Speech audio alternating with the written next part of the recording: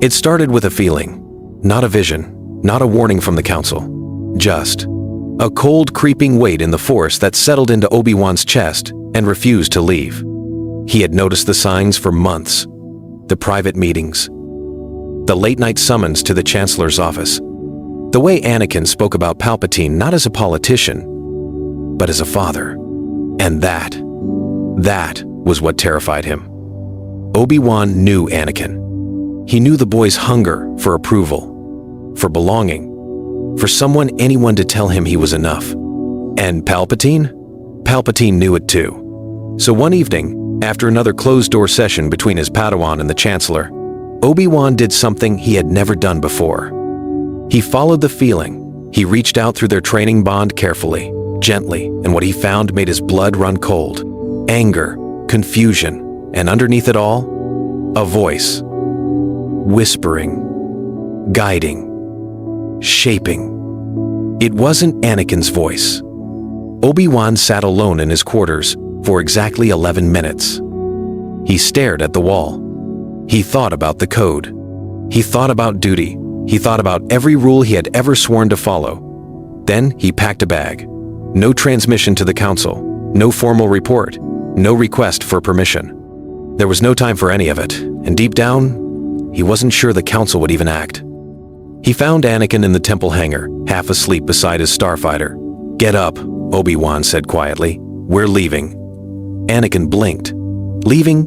Where? Away from here. A pause. Away from him. Anakin opened his mouth to argue, but something in Obi-Wan's eyes stopped him cold. He had never seen his master look afraid before. Not once. By the time Coruscant's skyline disappeared behind them, the Jedi Order had already lost 2 of its own. They just didn't know it yet. Obi-Wan has torn Anakin away from everything he knows. The Order, the war, and the one man who made him feel powerful. But Palpatine does not lose his investments quietly. And when the Chancellor discovers his prized asset is gone, the galaxy will feel his rage. It was Master Windu who noticed first. Not because of a tremor in the Force, not because of some grand vision. No, it was simpler than that. Anakin missed his morning briefing. Now, that wasn't unusual. The boy had a habit of being late, reckless, distracted. Everyone on the council had learned to expect it. But when Obi-Wan also failed to report, that was different. Obi-Wan Kenobi didn't miss briefings. He didn't ignore summons. He didn't just disappear. And yet, he had. Mace checked the hangar logs. A light transport unregistered had lifted off just after midnight. No flight plan filed. No destination entered. The docking codes had been wiped clean. Professionally. Quietly. Like someone who had planned this for a while. "He's gone," Mace told the council that morning. His voice was flat, controlled, but his jaw was tight, and he's taken Skywalker with him. The chamber went silent. Yoda closed his eyes. His small hands rested on his cane, but they weren't still. They were trembling, just slightly, just enough. "Sense them. I cannot," the old master said quietly. "Hidden themselves, they have. Deliberately." Ki-Adi-Mundi leaned forward. Could he have been compromised? Taken against his will? No. Mace shook his head. The logs show 2 individuals boarding that ship, both walking freely, no signs of struggle. Then this was his choice, Aayla Secura said slowly. Yes, Mace's voice hardened. This was his choice. And that was the part that stung the most. Not an abduction. Not a separatist attack. Not a hostage situation they could rally behind. Just Obi-Wan Kenobi, quiet, loyal, dependable Obi-Wan choosing to walk away. From the Order. From the war. From them. The council spent the next 3 hours debating what to do. Some wanted to send trackers immediately. Kit Fisto volunteered to lead a search party into the Outer Rim. Plo Koon argued for patience, perhaps Obi-Wan had his reasons. But it was Yoda who silenced the room. Ask ourselves. We must. Why? He opened his eyes slowly. A loyal Jedi does not flee without cause. Something, he saw. Something we did not. The words hung in the air like smoke. Nobody answered. Because deep down, every single one of them felt it too. That nagging feeling, that whisper in the back of their minds they had been pushing away for years. Something was wrong. Something had been wrong. And maybe, just maybe, Obi-Wan was the only one brave enough to do something about it. But they couldn't say that out loud. Not now. Not in the middle of a war. So instead, they did what the Council always did. They formed a committee. They issued a classified alert. They stamped the file with a code that meant "do not discuss" publicly. And they moved on. Meanwhile, the Chancellor's office put in its third request of the day to speak with Anakin Skywalker. The Temple Secretary sent back the same reply each time. Skywalker is currently unavailable. But Palpatine was a patient man. He had waited decades for this moment. He could wait a little longer. Except, something felt different this time. He reached out through the Force, gently, carefully searching for that familiar bright flame he had nurtured for so long. And found nothing, just silence. Cold, empty silence. For the first time in a very long while, Sheev Palpatine felt a flicker of something he hadn't experienced in years. Uncertainty.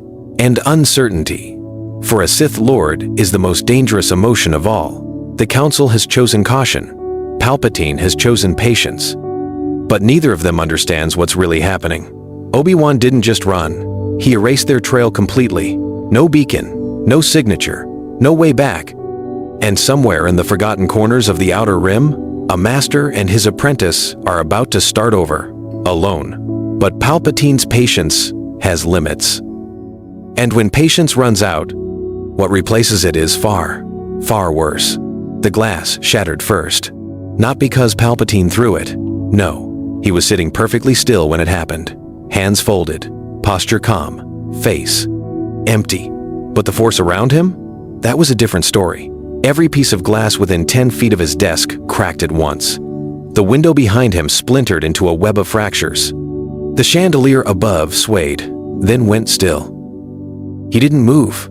He didn't need to. His aide, a nervous man named Sly Moore, stood in the doorway, waiting.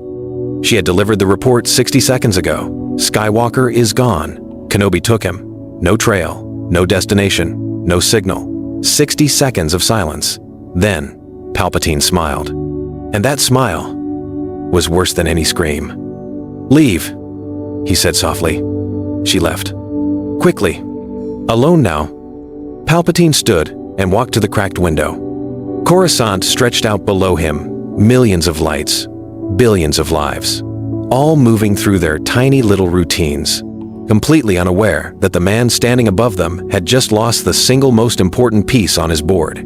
Anakin Skywalker, the boy from Tatooine, the one the prophecy spoke of. Gone. His boy.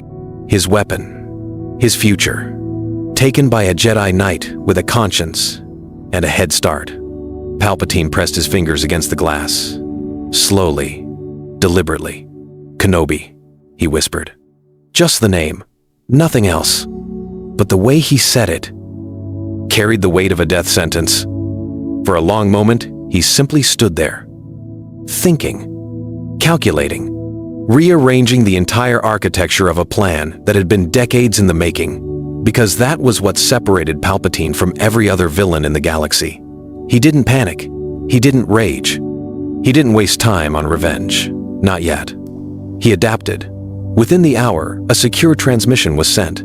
Not through Senate channels. Not through military lines. Through a frequency that didn't officially exist, to a man who didn't officially serve him. Count Dooku received the call on Sereno. He was expecting it. "My master," he said, kneeling before the hologram. Palpatine studied him. This man, this elegant, aging, prideful man, who had once been a Jedi, and now knelt like a servant. He was not Anakin. He would never be Anakin. But he was here. He was loyal, and he was powerful enough. For now. "There has been a change of plans," Palpatine said. His voice was calm again. Measured, almost pleasant. "The boy is no longer available to us, which means your role has expanded." Dooku's eyes flickered. Something crossed his face. Satisfaction? Ambition? Perhaps both. "What do you require, my lord?" Palpatine leaned forward. The hologram crackled. Everything. That single word changed the entire war. Because Dooku had always operated with a leash, a limit. He was the public face of the Separatists, but never the true power. He was the placeholder, the temporary solution. The man keeping the seat warm until Anakin was ready to fill it. But now? There was no Anakin, and Palpatine needed results. Immediately. So the leash came off. Within days, Dooku's authority doubled. Separatist fleets received new orders more aggressive, more ruthless, more willing to strike civilian targets. Grievous was given broader command. Ventress was recalled from exile and pointed like a blade at the Republic's weakest systems. The Clone Wars were about to get much, much darker. And somewhere in the Jedi Temple, Mace Windu stared at a tactical map covered in red. New attacks, new systems falling, new reports of brutality that hadn't existed a week ago. "Something's changed," he muttered. He was right. Everything had changed. Because when you steal a Sith Lord's future, he doesn't grieve, he burns the present instead. Dooku has been unleashed. The war is escalating faster than anyone predicted. And while the galaxy bleeds, Obi-Wan and Anakin are hiding in the one place nobody would think to look. A forgotten world on the edge of nothing. But hiding from a war is one thing. Hiding from yourself is something Anakin Skywalker has never been able to do. And the dreams? The dreams are about to start. The planet didn't have a proper name. The locals called it Varath, a small, quiet world tucked behind a dead trade route in the Outer Rim. Green hills, wide rivers, skies so clean you could see 3 moons at once when the sun went down. Nobody came here. Nobody wanted to come here, which made it perfect. Obi-Wan found a stone farmhouse at the edge of a valley, abandoned, dusty, roof half collapsed. He spent the first 2 days repairing it by hand, not with the Force, but with actual tools. Anakin watched him from the doorway, confused. "You know I could fix that in about 10 seconds, right?" Obi-Wan didn't look up. "I know." "Then why are you—" "Because some things are worth doing slowly, Anakin." That was the first lesson. And Anakin hated it. He hated the silence, hated the stillness, hated waking up to birdsong instead of battle alarms. His hands itched for a lightsaber. His mind raced with questions he didn't want to sit with. Where's Padme? Does she know I'm gone? Is she safe? Does anyone even care that I'm missing? He didn't say these things out loud, but Obi-Wan heard them anyway. Not through the Force, but through years of knowing this boy better than anyone else alive. So he didn't push, didn't lecture, didn't hand Anakin a list of rules and expect obedience. Instead, he did something the Jedi Order had never once thought to try. He listened. They would sit by the river in the early mornings. No meditation pose, no sacred chants. Just 2 men, sitting, sometimes talking, sometimes not. And slowly, painfully, slowly, Anakin began to open up. "I used to have nightmares about my mother," he said one morning. Quiet, almost a whisper, every single night, for years. Obi-Wan said nothing, just waited. "I told Master Yoda once. Do you know what he said?" "What did he say?" Anakin stared at the water. "He told me to let go of everything I was afraid to lose." A pause. A long one. "I was 13, Obi-Wan. She was my mother." The words hung between them like something heavy and sharp. Obi-Wan closed his eyes. He didn't defend Yoda, didn't explain the philosophy, didn't offer context or wisdom, or a lesson wrapped in a lesson. He just said, "I'm sorry." 2 words. Anakin turned and looked at him. Really looked at him, searching for the catch, the redirect, the moment where the teaching would kick in and the walls would go back up. It didn't come, and something inside Anakin shifted. Not a dramatic revelation, not a burst of light, just a crack. A tiny crack in the armor he'd been building since he was 9 years old. Since the day the Jedi took him from his mother and told him his feelings were the enemy.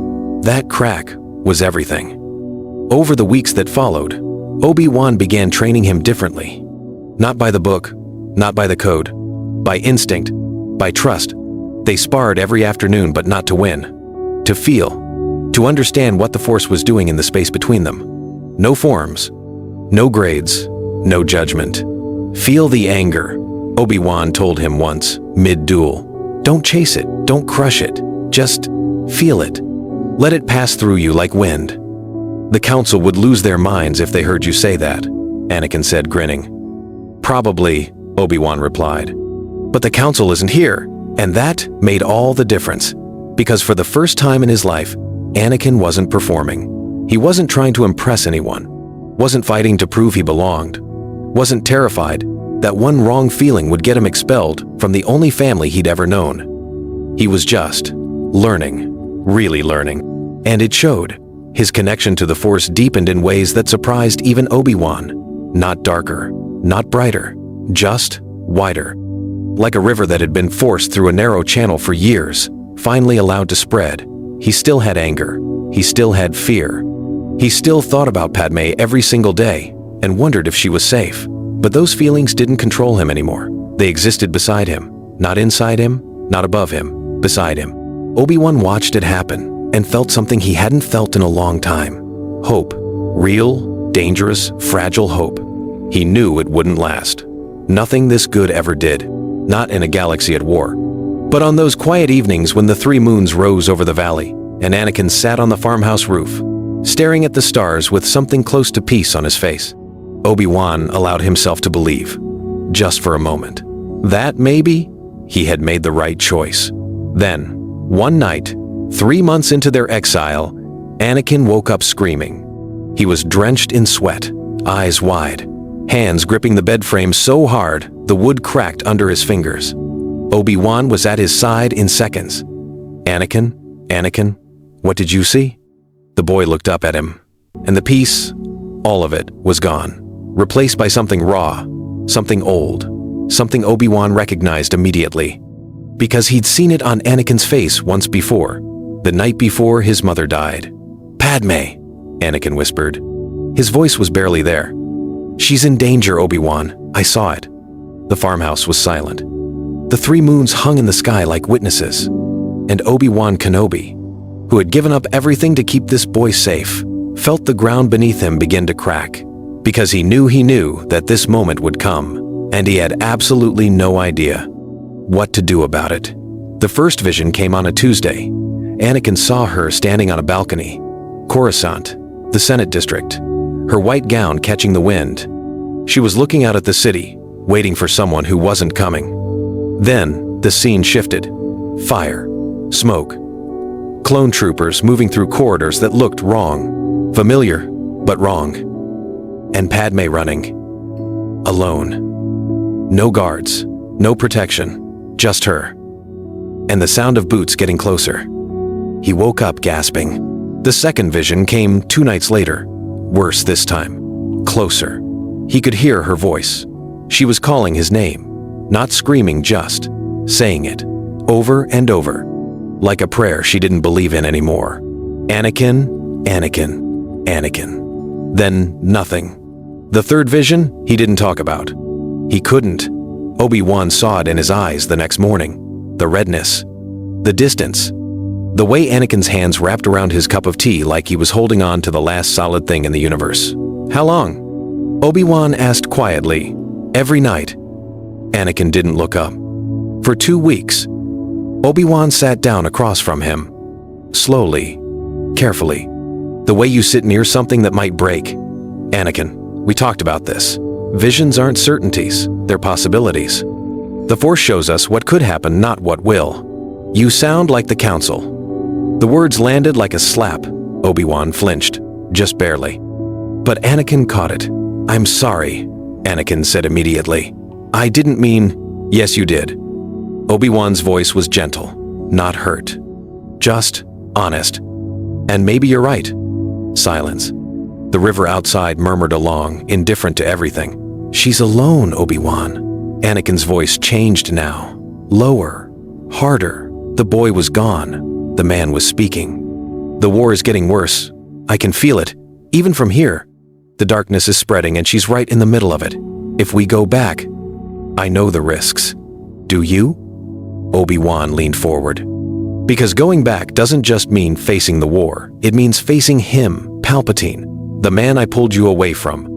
The man who has spent a decade building a door into your mind. I'm stronger now. Are you? The question wasn't cruel. It was real, and Anakin felt every ounce of it. He stood up, walked to the window, stared out at the valley, the green hills, the quiet sky, the 3 moons fading in the morning light. Everything Obi-Wan had given him, everything he'd found here, peace, clarity, balance, and none of it mattered, not if she died. I can't stay here, Anakin said. His back was still turned. His voice was steady, but his hands were shaking. I won't sit on this planet and meditate while the woman I love is in danger. The word hung in the air. Love. He'd never said it out loud to Obi-Wan before. Not directly, not like this. Obi-Wan stared at him, and in that moment, in that single, honest, terrified admission, every suspicion he'd ever had was confirmed. Anakin and Padme. It was real. It had always been real. And it changed everything. Anakin, don't. Anakin turned around. His eyes were wet, but his jaw was set. Don't tell me to let go. Don't tell me attachment is dangerous. Don't give me a lesson right now, Obi-Wan. Just don't. He took a breath. I'm leaving tomorrow. At dawn. A pause. With you or without you? The farmhouse was silent. Outside, the wind pushed through the valley like a long, slow exhale. Obi-Wan looked at the man standing in front of him. Not the boy he'd rescued from Tatooine.